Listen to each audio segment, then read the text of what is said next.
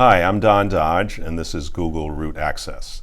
Today, my guest is Ryan Damico, founder of Crocodoc. I had Ryan on last week, and it was such a great story. I wanted to continue the story this week. So welcome, Ryan. Thanks, Don.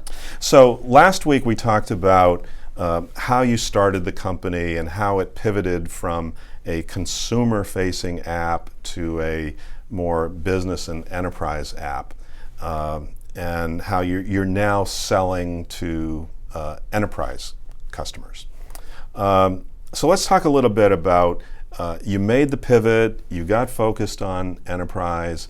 How did that process work to scale it up and to get it to a good business? It's a good question. So we were really sucked into the thermals of the enterprise market. It wasn't our idea initially. We had built this technology, companies took notice and started knocking at our door. So once that happened, we did our first deal with Yammer that went really well, and they became our lighthouse customer that really helped us get our next set of customers. And especially when you're a small startup, every one of those reference accounts really matters. So each company that we were able to convert into a customer really snowballed and made the next one easier and the next one easier. Our whole strategy was, in starting at the top of the market and going after these big companies first, was really to build up a reputation. So when people thought about high quality document viewing in any kind of professional web app, they thought about us immediately. And eventually that started to happen for us, and that was what kind of led us down and helped us grow our sales. So were those like OEM kinds of arrangements where they were using the Crocodoc product within their product? Yeah, yep. We OEM'd the service. It was a hosted web API basically, and sometimes you would see the Crocodoc branding, sometimes it was a white labeled implementation. But in every case, we talked about the customer, we had a good relationship with them, and really just talked about all the different ways that our technology was integrated into the product and the benefits for the users of those products. And that was a really good story for us to tell.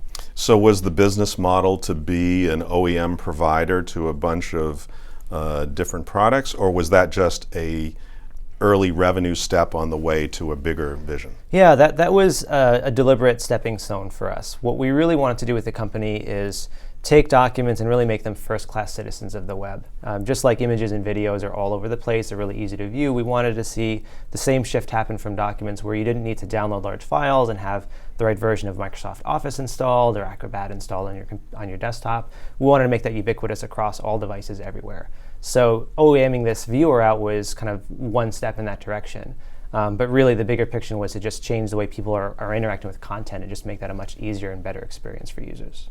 So when I first met you, you were 2 or 3 guys working on a consumer thing. Now you're at the point where you're OEMing your product to pretty large companies. How big are you at that point, and have you raised any more money? We did raise around a couple years ago just to keep things going and give us a little bit more cash flow to make some more hires. But the business took off pretty quickly. I think in the last 2 years, Crocodoc has converted over, 200 million different documents from our various customers. So that ramped up pretty quickly, and it's still growing even faster as we expand not only to more customers, but as existing customers use us more. It's really interesting to see that growth happening. So yeah, we did raise a little bit of funding, but we've been very profitable for the last couple of years. So you're profitable, you're growing. Did you hire more people? A little bit. We grew from 4 founders to a whopping 7 people in total. Okay, so 7 people, you've got a good product, you're selling to the enterprise, you're profitable, things are going well. Then you start getting knocks on the door for acquisitions. So how did you think about those early acquisition offers and whether to accept them or not? Well, we were really fortunate. We had a number of opportunities, and they dated way back to when we were just starting from the pivot from our first product, WebNotes, into what is now Crocodoc. And the first few are really exciting, you get really into it, and then you kind of go through a process and you realize for whatever reason it didn't work, wasn't good timing, wasn't good fit, etc. And then you realize that was a huge waste of time and a waste of focus. So after that, we didn't really want to go through that process unless we were really interested in it. And the funny thing is that in the early stages of our startup, we'd been around for about 8 years or so, the business plan was essentially to sell the company. That was another fallacy. But then we switched that mindset at one point to say, you know what, screw that, we want to build the best company we ever worked for.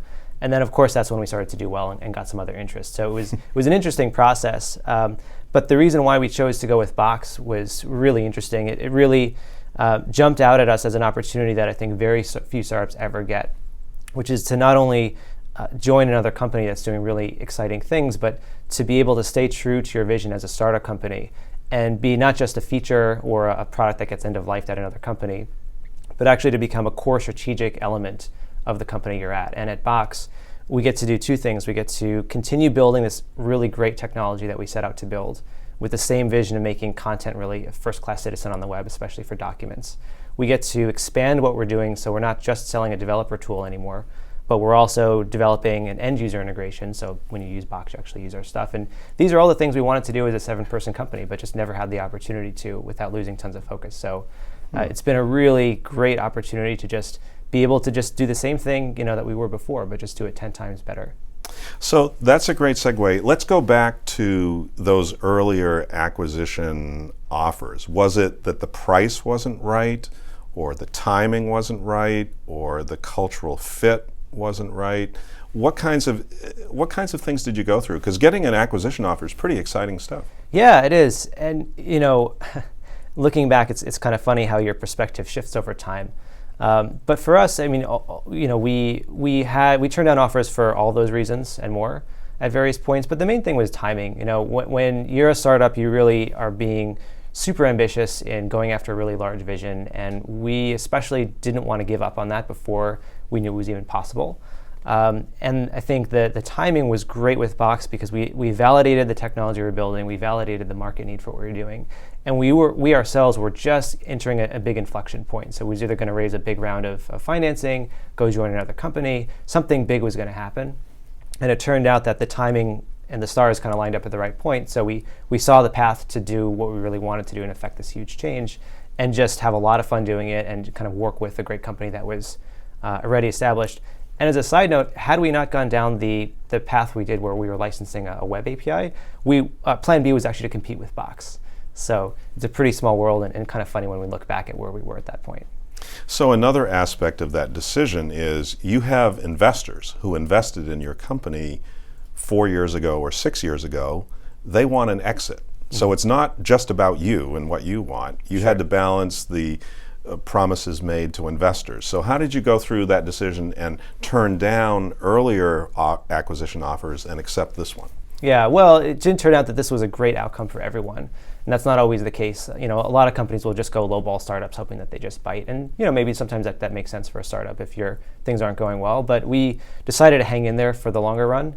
And I think all of our investors knew that. We were never in this to just kind of flip the company real quick. We actually set out to change something that touches millions and millions of people using all sorts of applications all over the place. So lucky for our investors, we didn't want to do a lifestyle business, so that would have been a little bit difficult. But we really wanted to make an impact, and then it turned out that the best way to do that was to have a great outcome for the investors too.